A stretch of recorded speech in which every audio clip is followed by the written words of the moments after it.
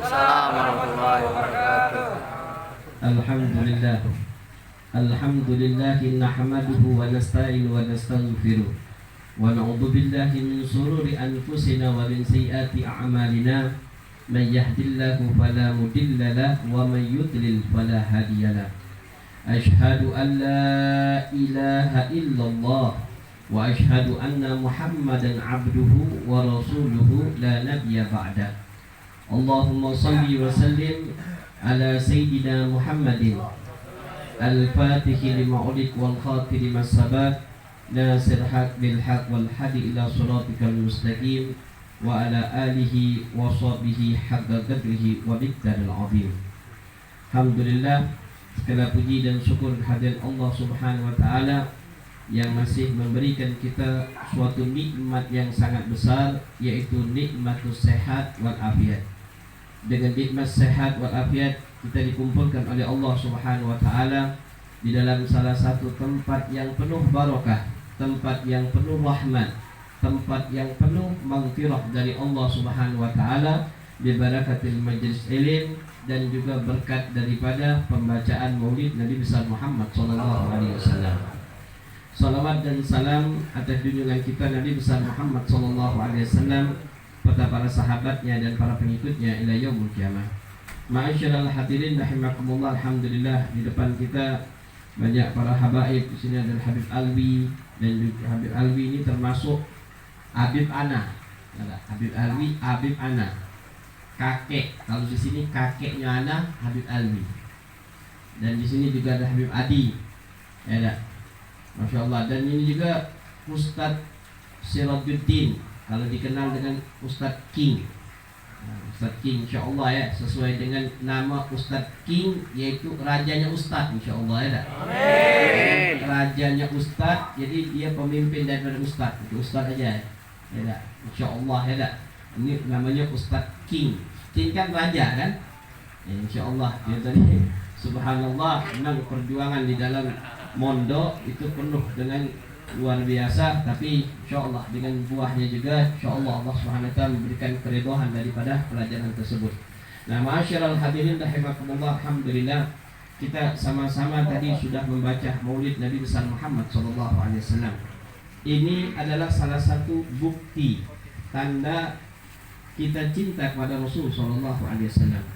Akan tetapi Imam Ghazali rahimahullah ta'ala menjelaskan di dalam kitab yaitu Musyafatul Qulub, dikatakan oleh Abu Sahar rahimahullah ta'ala, ada 3 tanda bagi orang yang cinta kepada Nabi besar Muhammad SAW. 3 tanda bagi orang yang cinta kepada Rasul SAW. Yang pertama yaitu yahtar kalam habibi ala kalam ghairihi. Yang kedua yahtar majalisul habibi ala majalisul ghairihi. Yang ketiga yaitu yahtar ridha habibi ala ridha ghairihi.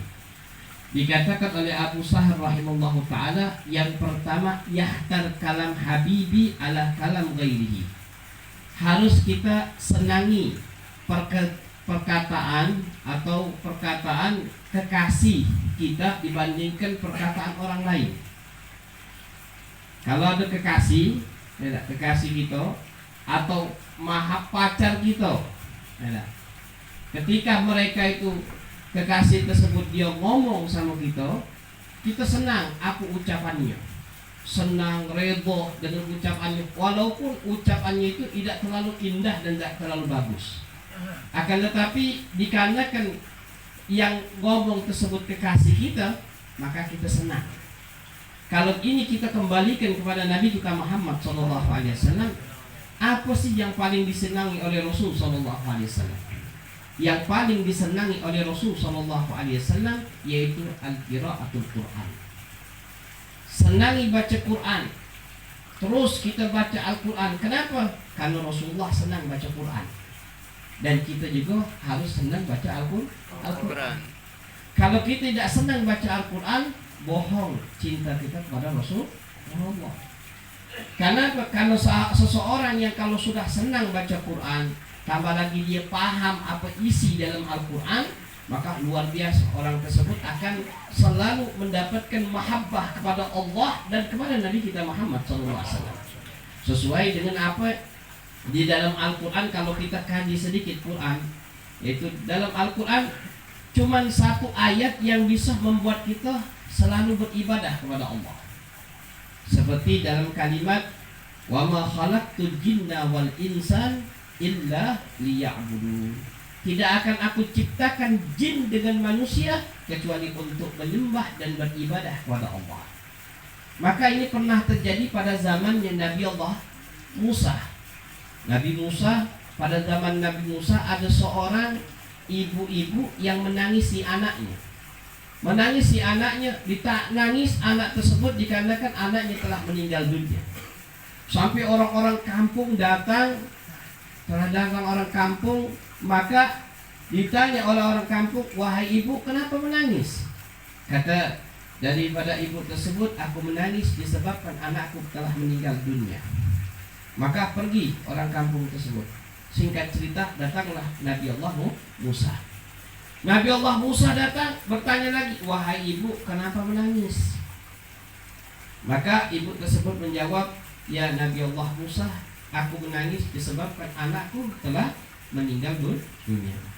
Maka ditanya oleh Nabi Allah Musa, berapa umurnya wahai ibu? Umurnya 200 tahun. Ya, umur 200 tahun masih ditangisi. Sebab umur umat Nabi Allah Musa itu mungkin sekitar, yaitu ada yang sampai 600, 800 tahun. Umur 200 tahun seperti anak-anak kecil, masih ditangisi. Tapi subhanallah, Nabi Musa untuk menghibur seorang ibu tersebut, apa kata Nabi Musa? Wahai ibu, jangan kau menangis lagi, katanya. Kenapa wahai Nabi Allah Musa? Ada umat akhir zaman, katanya, umurnya ada 60 atau 70 tahun. Kata Rasul SAW, ummati baina sittin wa sab'in, antara 60 dengan 70 tahun. Itu umat Nabi Muhammad. Kadang-kadang sekarang nggak sampai 70 sudah meninggal duluan, nggak sampai 60 sudah meninggal duluan. Ini apa jawaban ibu tersebut? Wahai Nabi Allah Musa, benar atau tidak? Kata Nabi Allah Musa, benar. Apa jawaban ibu tersebut? Kalau seandainya aku, katanya, berada di dalam umat yang paling akhir, aku buat gubuk, katanya. Buat gubuk. Maka bingung Nabi Allah Musa, wahai ibu, kenapa buat gubuk? Aku buat gubuk, katanya, untuk menaungi matahari dengan hujan. Waktu yang singkat 60 tahun itu sisanya aku untuk ibadah semuanya kepada Allah. Waktu yang singkat 60-70 tahun itu tidak sempat untuk membuat rumah yang bagus, tidak sempat untuk kita kerja, tidak sempat untuk kita beraktivitas apapun. Kenapa? Waktu 60 atau 70 tahun. Kenapa kata ibu tersebut? Aku akan ibadah seluruhnya kepada Allah.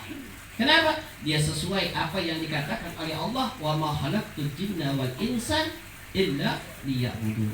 Tidak akan aku ciptakan jin dan manusia kecuali untuk beribadah dan menyembah kepada Allah Subhanahu wa taala. Itu satu daripada kalimat kalau kita paham di dalam Al-Quran. Kemudian banyak lagi cerita-cerita.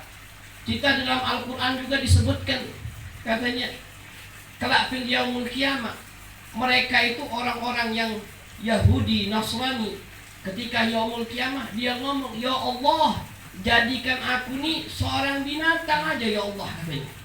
Atau jadikan aku hewan, apa engkau jadikan terserah wahai ya Allah, katanya. Ada yang dijadikan seperti kambing, ada yang dijadikan kelinci, ada yang dijadikan seekor, bermacam-macam binatang. Kalau kita tanya sekarang ini di sini, adakah mau menjadikan hewan? Ada yang di sini pengen jadi hewan? Ada yang mau jadi kambing? Tidak mau, kan? Kenapa? Karena kita belum paham dengan apa yang di dalam Al-Quran. Tapi mereka itu kalau sudah kelak fil yaumul qiyamah ingin menjadi hewan, apapun yang Allah berikan, aku jadi hewan. Kenapa? Di dalam surah Amma yatasaalun, di dalam akhir, in kuntum turaba, hewan seluruh daripada binatang yang Allah